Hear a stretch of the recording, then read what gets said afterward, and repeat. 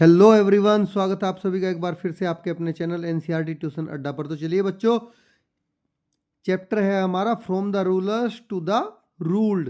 तो types of government, इस chapter को पूरा लाइन बाय लाइन हमने हिंदी में मैंने एक्सप्लेन किया था। पार्ट 1 पार्ट 2 में आपने समझा था। अगर आपने उसका वीडियो नहीं देखा है तो मैं उसका लिंक भी आपको इस वीडियो के डिस्क्रिप्शन में प्रोवाइड करा दूंगा। और ये वीडियो है हमारी इस चैप्टर के क्वेश्चन एंड आंसर्स की। तो इसमें सभी क्वेश्चन आंसर्स हम कवर करेंगे। जो चैप्टर के इन बिटवीन है वो भी स्टार्टिंग से लेकर और लास्ट तक, ठीक है।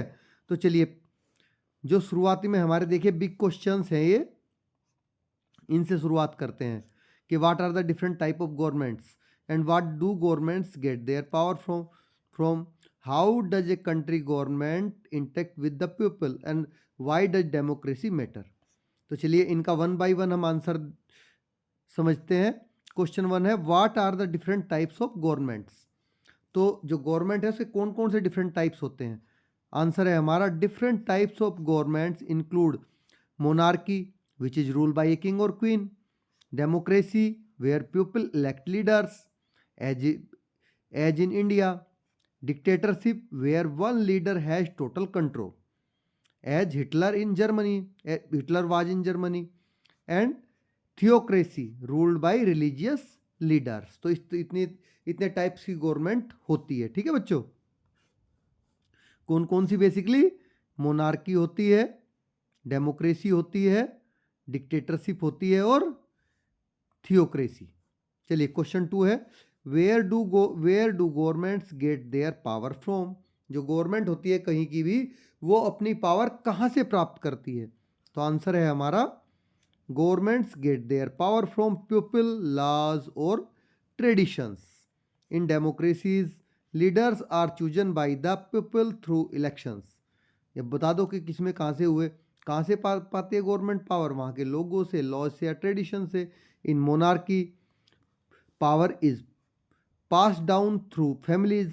एक परिवार में ही एक बड़े आदमी से छोटे आदमी में पावर वो हो जाती है pass down. While in dictatorship gain control through force और पॉलिटिकल इन्फ्लुएंस। जितने भी डिक्टेटर होते हैं वो कैसे करते हैं, या तो फिर वो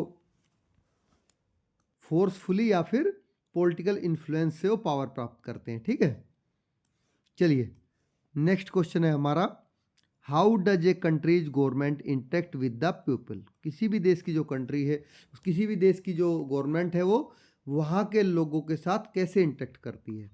इसका आंसर है a countries government interact with the people by making laws, providing services like education and health care, collecting taxes and ensuring security. ठीक है, ये सारी चीज़ें हैं जिनके द्वारा वो वहाँ के लोगों से इंटरेक्ट करती है। इन डेमोक्रेटिक गवर्नमेंट्स, देखिए डेमोक्रेटिक गवर्नमेंट में क्या होता है, people can vote, protest and share opinions to influence decisions. जहाँ भी डेमोक्रेसी है वहाँ पर लोगों को अपनी वोट से गवर्नमेंट चुनने का अधिकार होता है। जैसे मैंने चैप्टर में बताया था, प्रोटेस्ट करने का, किसी भी बात के अगेंस्ट विरुद्ध खड़े होने का, और अपनी ओपिनियन शेयर करके जो डिसीजन होते हैं गवर्नमेंट के उनमें अपना खुद का इन्फ्लुएंस डालने का, ठीक है। क्वेश्चन 4 है व्हाई डज डेमोक्रेसी मैटर। ठीक है, डेमोक्रेसी क्यों मैटर करती है। आंसर है हमारा democracy matters because it give people the power to choose their leaders and take part in decision making. It protects individual rights and freedoms, ensures equality before the law and allows peaceful change in leadership. Now in a democracy, democracy में क्या होता है वो बता दीजिए। The government is accountable to the people which help prevent the misuse of power and promotes justice and fairness in society। ठीक है बच्चों, ये इसका आंसर हो गया। चलिए अभी देखिए पेज नंबर 185 पे आपका एक ये है लेट अस एक्सप्लोर। तो do you remember this picture from your grade 6 text book. क्या आपको अपनी ग्रेड 6 टेक्स्ट बुक की ये पिक्चर याद है। तो आंसर है हमारा यस, आप सभी को याद होगी। The government also has many other rules, try to list them. चलिए अभी जो गवर्नमेंट के और दूसरे रूल्स हैं बनाती है वो बताते हैं। जैसे इकोनॉमिक ग्रोथ के लिए, सोशल वेलफेयर के लिए, इन्वायरमेंटल प्रोटेक्शन के लिए, इंटरनेशनल रिलेशंस के लिए और रेगुलेटिंग बिजनेस एंड ट्रेड्स के लिए। तो ये किसका आंसर है? ये लिस्ट है आपकी जो गवर्नमेंट अदर तरह के रोल्स प्ले करती है। ठीक है बच्चों,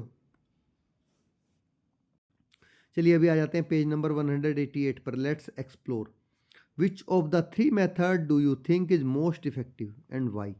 देखिए कौन से 3 वे मेथड हैं, सॉरी जो स्टूडेंट कमेटी को चूज करने के 3 मेथड थे उनमें से कौन सा सबसे मोस्ट इफेक्टिव मेथड है और क्यों है। तो आंसर है हमारा the most effective method for forming the student committee would be that the student choose there representatives through voting. ये सबसे सुटेबल मेथड है, इफेक्टिव मेथड है। And the chosen representatives become the member of the committee which is democratic process, जो कि एक democratic process है। This process includes the representation of all grades, क्योंकि हर grade से एक बच्चा वोटिंग के थ्रू चूज होके स्कूल कमेटी में आएगा, उसका मेंबर बनेगा। तो ये क्या है, हर क्लास का रिप्रेजेंटेशन इसमें हो जाएगा। चलिए पेज नंबर 195 पे नेक्स्ट है आपका साउथ कोरिया। ये देखिए कुछ कंट्रियां ऊपर मैंने छोड़ दी हैं, उनका दिया गया है साउथ को किस कौन सा, क्या एग्जीक्यूटिव क्या है, लेजिस्लेचर में क्या है और जुडिशियरी क्या है और कंट्री का नाम। ठीक है, ए और बी आपको ब्लैंक करके छोड़ा गया था। कंट्री ए मैंने भर दिया इसमें यूनाइटेड किंगडम। यहाँ पर क्या है, प्राइम मिनिस्टर एंड कैबिनेट है, that is monarch in ceremonial head. Monarch यहाँ का सेरेमोनियल हेड एग्जीक्यूटिव में। लेजिस्लेटिव में 2 हाउसेज हैं, House of Commons is more powerful than House of Lords. जो कॉमन्स का हाउस है वो यहाँ पे जैसे हमारे यहाँ पे लोकसभा राज्यसभा है, वहाँ पे ऐसे ही हाउस ऑफ कॉमन्स है लोकसभा की तरह और हाउस ऑफ लॉर्ड्स है राज्यसभा की तरह। जुडिशरी इंडिपेंडेंट है, लेकिन parliament is supreme, no strict separation. Parliament वहाँ की सुप्रीम है, कोई भी स्ट्रिक्ट सेपरेशन वहाँ नहीं है। कंट्री बी फ्रांस की बात कर लेते हैं। President and prime minister share power. ठीक है, इसका मतलब सेमी प्रेसिडेंशियल सिस्टम वहाँ पर है फ्रांस में बच्चों। ठीक है, 2 हाउसेस हैं वहाँ पे भी, नेशनल असेंबली है और सीनेट है। सीनेट हैव लेजिस्लेटिव पावर्स दोनों में, और independent from executive and legislature. जो वहाँ की जुडिशियरी है वो इंडिया की तरह इंडिपेंडेंट है वहाँ के एग्जीक्यूटिव और लेजिस्लेचर से। ठीक है, चलिए पेज नंबर 204 पर चलते हैं। Let's explore. फर्स्ट है does sense country look like a democracy. क्या जो सेन की कंट्री आपको एक डेमोक्रेसी की तरह दिखती है? आंसर है हमारा नो, नहीं। Sen's country doesn't look like a democracy. Second है how do you think Sen's everyday life would be. तो आंसर है हमारा Sen's everyday life would be highly restricted, क्योंकि उसको किसी भी काम को करने के लिए मनाही थी अपनी मर्जी से, उन पे कड़ी निगरानी थी। He must follow strict rules about his appearance and clothing, serve in the military without a clear and can not access global information. ये सारी चीज़ें उसमें टेक्स्ट में लिखी हुई हैं ऊपर सेन की कंट्री के बारे में। नेक्स्ट है would you like to live in such a country, explain why. क्या आप ऐसे देश में रहना चाहोगे, क्यों? तो आंसर है नो, कोई भी ऐसे देश में नहीं रहना चाहेगा बच्चों जहाँ पर इतनी सारी रेस्ट्रिक्शंस हो।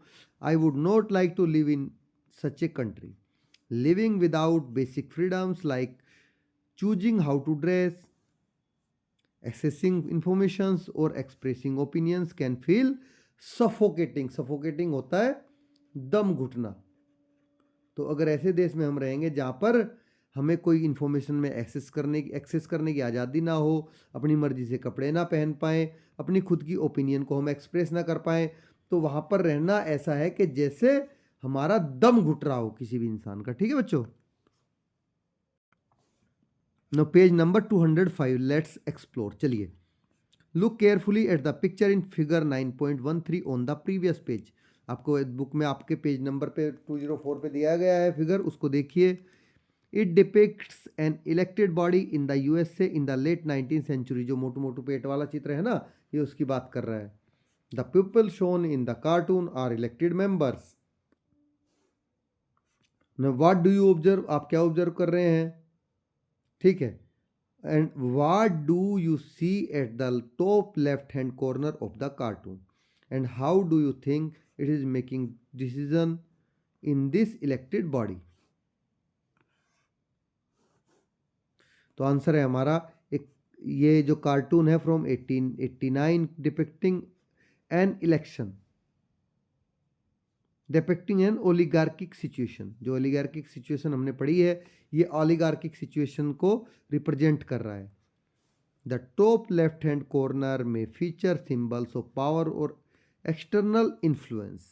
The decision makers in the elected body seems to be a few influential individuals suggesting control by the rich or powerful. यही इसका पूरी का मतलब है बच्चों, कि वहां पर क्या दिख रहा है आपको कि कुछ ही लोगों का प्रभुत्व है, ठीक है, इन्फ्लुएंस है, और जो कि बाहरी लोगों का भी उसमें इन्फ्लुएंस दिख रहा है। जो जो ये लोग इलेक्टेड होके आए हैं उन पे उनको इलेक्ट करने वालों का दबाव महसूस हो रहा है, दबाव साफ साफ दिख रहा है यहाँ पर।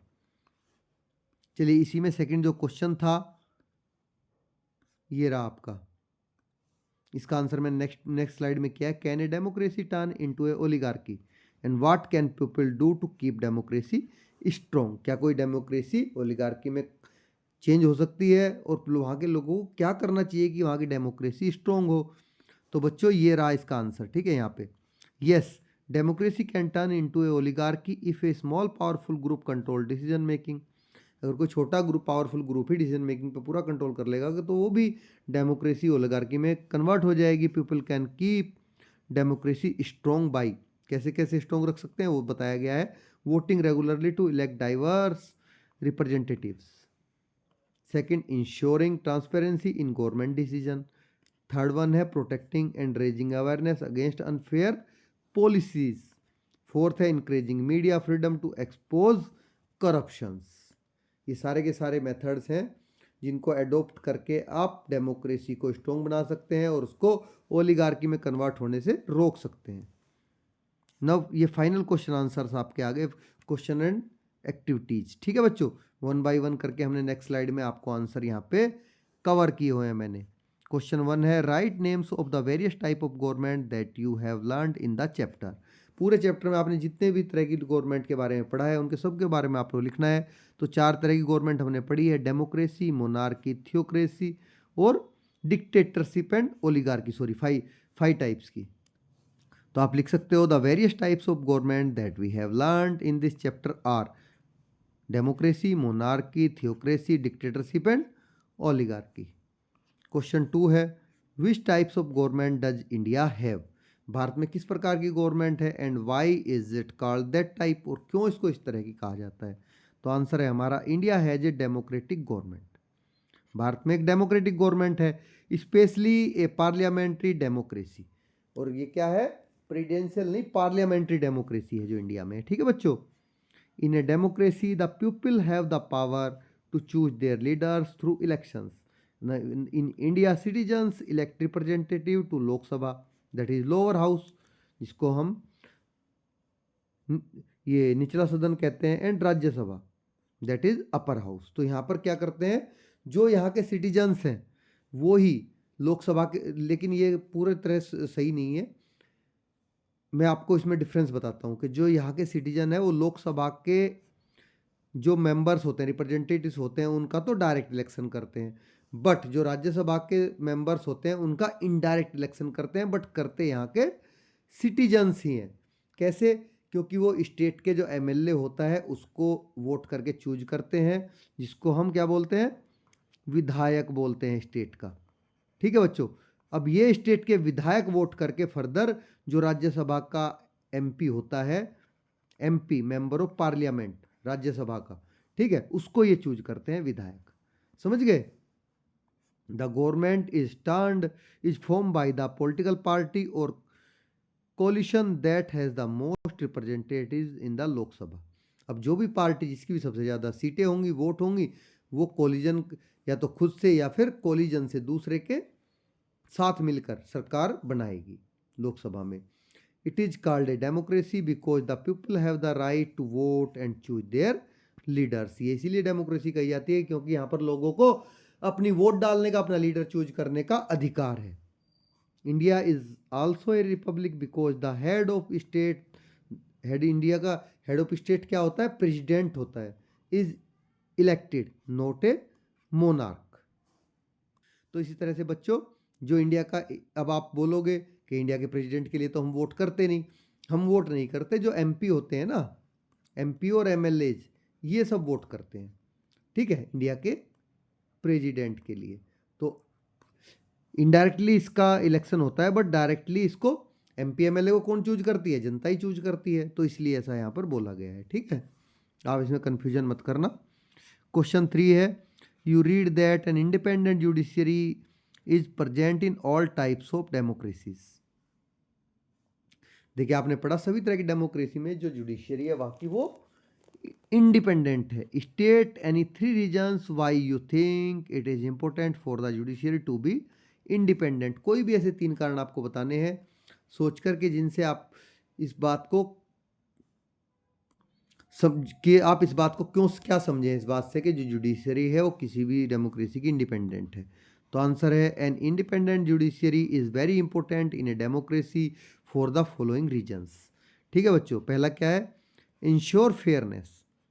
तो an independent judiciary can make decisions based on the law, not influence by the government और एनी अदर एक्सटर्नल पावर्स। जब आपकी जुडिशरी इंडिपेंडेंट होगी तो वो बिना किसी सरकारी दबाव के, गवर्नमेंट के दबाव में नहीं आएगी, किसी एक्सटर्नल पावर के दबाव में नहीं आएगी, और वो अच्छे से न्याय करेगी। This ensure all the citizens are treated equally and fairly. Second है, प्रोटेक्ट फंडामेंटल राइट्स। अब जो फंडामेंटल राइट प्रोवाइड किए गए हैं हमारे कॉन्स्टिट्यूशन के द्वारा, उनको भी बचा के रखना है। The judiciary help protect rights of citizens like the right to free speech and equality before the law. If the judiciary were not independent, the government could violate these rights without anyone holding them accountable. देखिए, जो freedom of speech है, right to speech है, free speech का, equality का, ये इस तरह के जितने भी हमारे बेसिक फंडामेंटल राइट्स हैं, इन सब के बचाव के लिए जुडिशियरी का इंडिपेंडेंट होना जरूरी है। नहीं तो गवर्नमेंट क्या करेगी कि अपनी मन मर्जी से कुछ भी, कोई किसी भी राइट को कट कर देगी, कम कर देगी, ठीक है, तो फिर कुछ एक्शन नहीं हो पाएगा। Now checks and balances in a democracy, there is a system of checks and balances between the executive, legislature and judiciary. देखिए, ये सबसे इंपॉर्टेंट पार्ट है कि तीनों चीज़ों में, जो एग्जीक्यूटिव होता है, लेजिस्लेचर होता है और जुडिशियरी होता है, तीनों में एक चेक और बैलेंस की स्थिति बनी रहनी बहुत ज़रूरी होती है। An independent judiciary makes sure that the government's action do not exceed its authority or violate the constitution. अगर जुडिशरी इंडिपेंडेंट होगी तो वही इस बात को इंश्योर करेगी कि गवर्नमेंट कोई भी एक्शन ले रही है, कोई भी डिसीजन ले रही है, वो ऑथोरिटी का वॉयलेशन ना हो और उसमें आपका जो ये कॉन्स्टिट्यूशन है उसको भी ये उल्लंघन ना करे। तो अगर जुडिशरी आपकी इंडिपेंडेंट नहीं होगी तो ये डिसीजन भी गवर्नमेंट नहीं ले पाएगी, वो जुडिशरी नहीं ले पाएगी, क्योंकि वो गवर्नमेंट के इन्फ्लुएंस में रहेगी। क्वेश्चन 4 है, do you think democratic government is better than other forms of governments, why? देखिए, जो डेमोक्रेटिक गवर्नमेंट होती है वो दूसरे गवर्नमेंट के दूसरे फॉर्म से अच्छी क्यों है, ये आपको बताना है। तो आंसर है हमारा yes, a democratic government is better than other forms of government. Because क्यों? फर्स्ट है peoples participation. In a democracy, people have the power to choose their leaders through elections, making it a government of the people, by the people and for the people. देखिए, ये line सबसे अच्छी है democracy की, ठीक है, कि democracy क्या होती है? Government for the people, by the people, for the, ये government of the people, by the people, for the people. लोगों की सरकार लोगों के लिए, और लोगों की सरकार लोगों के द्वारा और लोगों के लिए। नेक्स्ट है fundamental rights. Democracies protect the fundamental rights of citizens like freedom of speech and equality before the law. Next है equality and freedom. Democracy ensure that all citizens are treated equally, have the freedom to express their opinions. Next है independent judiciary. An independent judiciary ensure that the laws are followed, the citizens' right are protected. चलिए next question पे चलते हैं। These are some practices in a few different countries. Can you match the practice with the type of government. देखिए यहाँ पर कुछ countries की practices बताई गई है, तो क्या आप उन प्रैक्टिस के बारे में बता सकते हैं कि ये किस तरह की गवर्नमेंट है? तो चलिए हमने इसमें कर रखा है आपको, all citizens are treated equally before law, ये आपने अभी पढ़ा जस्ट पिछली स्लाइड में, डेमोक्रेसी होती है। नेक्स्ट है the government refer to the religious leader for each and every decision it takes, ये क्या है? थियोक्रेसी, जहाँ पर कोई धर्मगुरु होता है या फिर किसी भी धर्म के आधार पर निर्णय लिए जाते हों। After the queen's death her son became the new king. देखिए जब कोई भी क्वींस या किंग या क्वींस की डेथ होती है तो क्या बनता है? उसका जो बेटा होता है वो राजा बनता है, तो वो क्या होती है? मोनार्की होती है, राजशाही। Next, the ruler is not bound to follow any constitution, he makes all the decisions as per his choice. तो ऐसी क्या होती है? डिक्टेटरशिप होती है, जहां पर जो रूलर है वो किसी भी बंधन से बंधा हुआ नहीं है और कोई भी डिसीजन अपनी मर्जी से लेने के लिए खाली है, फ्री है। Next, below is a list of countries. देखिए नीचे कुछ कंट्रीज की लिस्ट आपको दी गई है। Find out the type of government these countries have. तो चलिए इन कंट्री में कौन कौन सी है? भूटान में क्या है? डेमोक्रेटिक कॉन्स्टिट्यूशनल मोनार्की है। नेपाल में फेडरल पार्लियामेंट्री रिपब्लिक है। बांग्लादेश में पार्लियामेंट्री रिप्रेजेंटेटिव डेमोक्रेटिक रिपब्लिक है। साउथ अफ्रीका में पार्लियामेंट्री रिपब्लिक है और ब्राज़ील में federal presidential representative democratic Republic है। तो ये पूरे का पूरा हमने आपके लिए सोल्व कर रखा है। चलिए बढ़ते हैं नेक्स्ट क्वेश्चन की। क्वेश्चन 7 है बच्चों, what are possible hurdles in a democracy in achieving its values and ideals.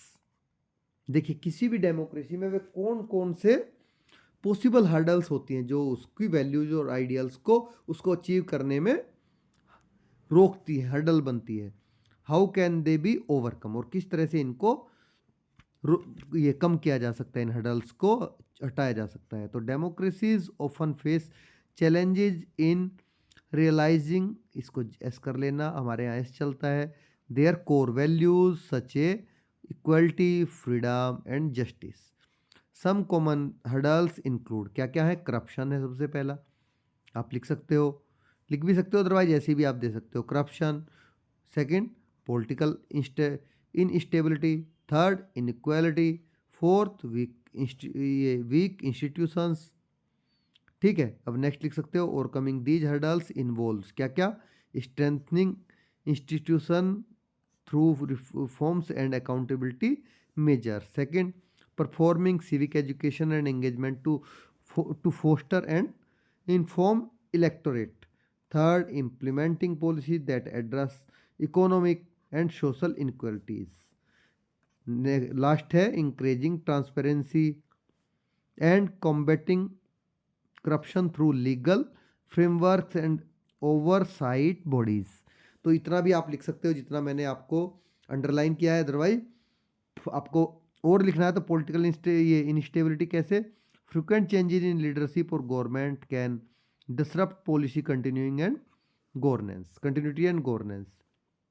Inequality, economic and social disparities can prevent equal participation and access to opportunities. Weak institution, lack of strong independent institution can lead to abuse of power and erosion of democratic norms. ठीक है बच्चों, तो आप पूरा चाहे पूरा भी लिख सकते हैं, अदरवाइज जितना मैंने पहले आपको किया था आप ये हेडिंग लिख के आगे लिख सकते हैं कैसे इन चैलेंजेस को ओवरकम किया जा सकता है। चलिए ये क्वेश्चन आ गया 8, democracy is different from monarchy and dictatorship, explain. आपको एक्सप्लेन करना है कि जो डेमोक्रेसी है वो मोनार्की और डिक्टेटरशिप से किस तरह से अलग है। तो answer, democracy is different from monarchy and dictatorship in the following ways. पहला क्या है? डेमोक्रेसी। डेमोक्रेसी में होता क्या है? In democracy the people have the power to choose their leaders through elections, but in a monarchy the government is ruled by a king, और ये CH है, किंग और queen, and the position is usually pass down through generations. पहला difference तो ये हो गया। और थर्ड वन आपका नेक्स्ट स्लाइड में है, वो तब पढ़ लेंगे हम। ठीक है, the government is form by elected representative and decisions are made based on the will of the people. In democracy, citizens enjoy fundamental rights such as freedom of speech, equality and participation in decision making. ठीक है बच्चों, यहाँ पर क्या होता है, monarch have a lot of powers and in some cases they may make all the decisions. There can be two types of monarch, absolute where the monarch has total power और constitutional जैसा कि Britain में है where the monarch power is limited by a constitution और law. और next आपका आ गया डिक्टेटरशिप, क्या है वो भी हम बता देते हैं। In a dictatorship one person और a small group of people hold all the power. कोई एक आदमी या एक बहुत छोटा ग्रुप पूरी की पूरी पावर अपने पास रखेगा। The ruler has complete control over the government and makes decision without the consonant of the people. देखिए जो रूलर होता है वो पूरे का पूरा कंट्रोल अपने पास रखता है बिना किसी, और खुद से सारे डिसीजन लेता है बिना किसी लोगों के कंसेंट के। The right of the people are often restricted, जो लोगों के अधिकार हैं वो कर्टेल कर दिए जाते हैं, रेस्ट्रिक्ट कर दिए जाते हैं। And there is no freedom of speech और पार्टिसिपेशन इन डिसीजन मेकिंग। इसको अलग अलग कर लीजिए, ठीक है, डिसीजन मेकिंग। तो इसको ऐसे लिख लेना आप अलग करके, ठीक है बच्चों। तो देखिए लोगों का कोई भी पार्टिसिपेशन इसमें नहीं होता है डिसीजन मेकिंग में। तो ये पूरे के पूरे क्वेश्चन आंसर्स आपके फिनिश हो गए। चलिए, तो इसी तरह से आपके बच्चों, मैंने अगर क्लास वीडियो आपने नहीं देखी है, मैंने उसमें भी अच्छे से समझा रखी है सारी चीज़ें आपको। अगर नहीं देखी तो मैं दोबारा से आपको इसका लिंक, इस वीडियो के लिंक में, उस दोनों वीडियो का लिंक पार्ट 1 पार्ट 2 का इस वीडियो के डिस्क्रिप्शन में प्रोवाइड करा दूंगा, आप वहाँ से देख सकते हैं। अगर आपको वीडियो अच्छी लगी तो बच्चों लाइक ज़रूर करें, अपने दोस्तों के साथ में शेयर करना बिल्कुल ना भूलें, और चैनल को सब्सक्राइब ज़रूर कर लीजिए, क्योंकि ये जर्नी अभी 3rd to 8th है, जो कि अप टू 12th होने वाली है। और उसके बाद आपके कम्पिटिटिव जो एग्ज़ाम्स होते हैं उनमें भी हम पार्टिसिपेट करेंगे आपको कैरियर में प्रोग्रेशन के लिए, ठीक है, उसमें भी हम आपको आगे की राह दिखाएंगे। Thanks for watching.